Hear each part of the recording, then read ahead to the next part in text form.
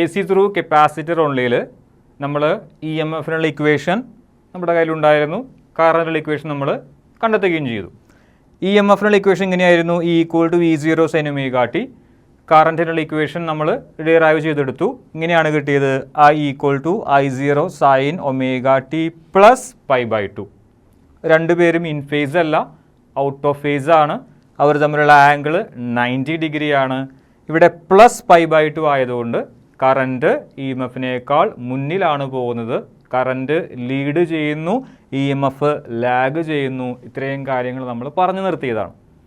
ഇനി നമുക്കറിയാവുന്ന കാര്യങ്ങൾ വെച്ച് നമ്മൾ ഫേസർ ഡയഗ്രം വരയ്ക്കാൻ ഉദ്ദേശിക്കുന്നു. അതേപോലെ തന്നെ നമുക്കൊരു ഗ്രാഫും വരയ്ക്കണം. അതിനുവേണ്ടി നമ്മുടെ ഇ എം എഫിൻ്റെ ഫേസർ സ്റ്റാൻഡേർഡായിട്ട് നമ്മൾ വരച്ചിട്ടിരിക്കുന്നു. ഇതാ ഒ എ എന്ന് പറയുന്നതാണ് ഇ എം എഫിൻ്റെ ഫേസർ. അതിൽ ഒ എ എന്ന് പറയുന്ന ഫേസറിൻ്റെ ആ ലെങ്ത്താണ് maximum value of E M F, E0.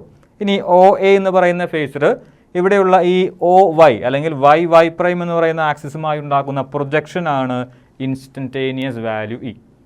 ഈ ഒ എ എന്ന് പറയുന്ന നമ്മുടെ കയ്യിലുള്ള ഇ എം എഫിൻ്റെ ഫേസറിൻ്റെ ആംഗുലർ ഡിസ്പ്ലേസ്മെൻ്റ് ആണ് ഒമേഗ ടി. എല്ലാ കാര്യങ്ങളും വളരെ വ്യക്തമായി നമ്മുടെ ഫേസർ ഡയഗ്രത്തിൽ അടയാളപ്പെടുത്തിയിട്ടുണ്ട്. ഇ എന്താണെന്ന് അറിയാം, പ്രൊജക്ഷനാണ് E0, ഒ എയുടെ ലെങ്ത് ആണ് sign omega T, angular displacement ആണ് ഇവിടെ ഒ എയുമായിട്ടുണ്ടാക്കുന്ന ആംഗുലർ ഡിസ്പ്ലേസ്മെൻ്റ് ആണ് ഒമേഗ ടി. എല്ലാ കാര്യങ്ങളും നമ്മൾ പറഞ്ഞു കഴിഞ്ഞു. ഇനി കറണ്ടിൻ്റെ ഫേസർ വരയ്ക്കണം. രണ്ട് കാര്യങ്ങൾ ശ്രദ്ധിക്കുക. ഒന്ന്, കറണ്ട് ഇ എം എഫിൻ്റെ മുന്നിലാണ് പോകുന്നത്. രണ്ടാമത്തേത്, കറണ്ട് ഫേസർ വരയ്ക്കുമ്പോൾ ലെങ്ത്ത് കുറച്ച് വേണം വരയ്ക്കാൻ, കാരണം കറണ്ടിൻ്റെ ആംപ്ലിറ്റ്യൂഡ് കുറവാണ്. ഇവിടെ ഒ ബി എന്ന് പറയുന്നതാണ് നമ്മുടെ കറണ്ടിൻ്റെ ഫേസർ. അത് 90 ഡിഗ്രി മുന്നിലാണ്.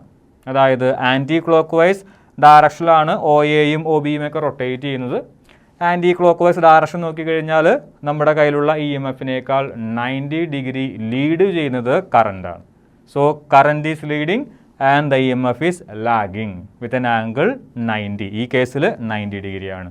ഒ എ എന്ന് പറയുന്ന ഇ എം എഫിൻ്റെ ഫേസറും ഒ ബി എന്ന് പറയുന്ന കറണ്ടിൻ്റെ ഫേസറും തമ്മിലുള്ള ആംഗിൾ 90 ഡിഗ്രിയാണ്. ഇവർ തമ്മിലുള്ള ആംഗിൾ ഞാനിവിടെ പ്ലോട്ട് ചെയ്തിട്ടുണ്ട്. ഇനി ഒ ബിയുടെ ലെങ്ത്ത് അതാണ് I0. ഒ ബി എന്ന് പറയുന്ന കറണ്ടിൻ്റെ ഫേസർ ഒ വൈ എന്ന് പറയുന്ന ആ ഒരു ഫിക്സഡ് ആക്സിസുമായി ഉണ്ടാക്കുന്ന പ്രൊജക്ഷനാണ് ഇൻസ്റ്റൻറ്റേനിയസ് വാല്യൂ ഓഫ് ഐ കിട്ടി, I0 കിട്ടി, ഇ കിട്ടി, E0 sign omega T, omega T, ഇതൊക്കെ കാര്യങ്ങളൊക്കെ അറിയാം നമുക്ക്. രണ്ടുപേരും തമ്മിലുള്ള ആംഗിൾ എത്രയാണെന്നും പറഞ്ഞേക്കുക, 90 ഡിഗ്രി ആണെന്നും പറഞ്ഞേക്കുക. അതുകൊണ്ടാണ് ഇവിടെ omega T plus pi by two വന്നത്.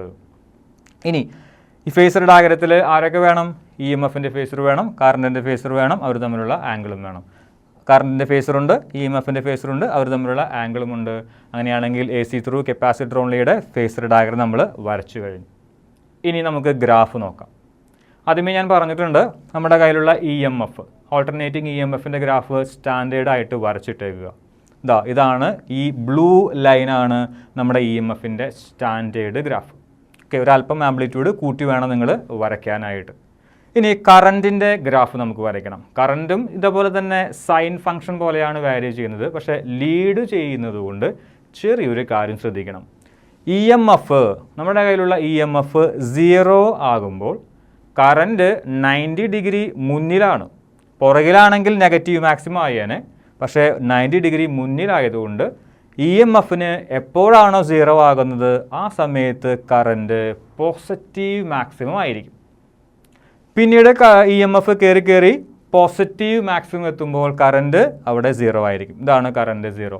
E M F positive maximum ആകുമ്പോൾ കറണ്ട് അവിടെ 0 ആണ്. പിന്നീട് ഇ എം എഫ് കുറഞ്ഞ് 0 ആകുമ്പോൾ നമ്മുടെ കയ്യിലുള്ള കറണ്ട് നെഗറ്റീവ് മാക്സിമം ആയിരിക്കും. പിന്നീടുള്ള നമ്മുടെ ഇ എം എഫ് കുറഞ്ഞ് നെഗറ്റീവ് മാക്സിമം ആകുമ്പോൾ നമ്മുടെ കറണ്ട് അവിടെ 0 ആകും. അതായത് എപ്പോഴും ഒരു 90 ഡിഗ്രി മുന്നിലാണ് ആര് പോകുന്നത്? നമ്മുടെ കയ്യിലുള്ള കറണ്ട് പോകുന്നത്. ഇക്വേഷൻ നോക്കിക്കഴിഞ്ഞാൽ അറിയാം, കറണ്ട് എപ്പോഴും ലീഡിംഗ് ആണ്, ഒരു 90 ഡിഗ്രിക്ക് ലീഡിംഗ് ആണ്. അതുകൊണ്ടാണ് ഗ്രാഫ് ഈ രീതിയിൽ സ്റ്റാർട്ട് ചെയ്തത്. സ്റ്റാൻഡേർഡ് ഇ എം എഫിൻ്റെ ഗ്രാഫ് സ്റ്റാൻഡേർഡായിട്ട് വരച്ചിരിക്കുന്നു. 0-ൽ നിന്നാണ് നമ്മുടെ ഇ എം എഫിൻ്റെ ഗ്രാഫ് സ്റ്റാർട്ട് ചെയ്യുന്നത്. പക്ഷേ ഓൾറെഡി കറണ്ട് 90 ഡിഗ്രി മുന്നേ പോയി കഴിഞ്ഞു. അതുകൊണ്ട് ഇ എം എഫ് 0 ആകുമ്പോൾ കറണ്ട് പോസിറ്റീവ് മാക്സിമം ആയിരിക്കും. പിന്നീട് ഇ എം എഫ് കയറി പോസിറ്റീവ് മാക്സിമം ആകുമ്പോൾ കറണ്ട് അവിടെ കുറഞ്ഞിട്ടുണ്ടായിരിക്കും. അതായത് കറണ്ട് 0 ആണ്. പിന്നീട് ഇ എം എഫ് 0 ആകുമ്പോൾ നമ്മുടെ കറണ്ട് പോസിറ്റീവ് മാക്സിമം എത്തുന്നു. പിന്നീട് നമ്മുടെ E M F negative maximum ആകുമ്പോൾ കറണ്ട് അവിടെ 0 ആകുന്നു. ഈ രീതിയിലാണ് നമുക്ക് എ സി ത്രൂ കപ്പാസിറ്റർ ഓൺലിയുടെ ഗ്രാഫ് വരയ്ക്കാനായിട്ട് സാധിക്കുക. ഈ ഗ്രാഫിൽ 2 കാര്യങ്ങളെ നമ്മൾ പ്ലോട്ട് ചെയ്തിട്ടുണ്ട്. ഒന്ന് വാരിയേഷൻ ഓഫ് ഇ എം എഫും ഒന്ന് വാരിയേഷൻ ഓഫ് കറൻറ്റും. ശ്രദ്ധിക്കേണ്ട കാര്യം എപ്പോഴും ഇവർ തമ്മിൽ ഒരു 90 degree phase difference, phase angle ഉണ്ടായിരിക്കും. ഇതാണ് ഫേസർ ഡയഗ്രാം. ഇതാണ് കറൻറ്റും ഇ എം എഫും തമ്മിലുള്ള ഒരു ഗ്രാഫിക്കൽ റെപ്രസെൻറ്റേഷൻ.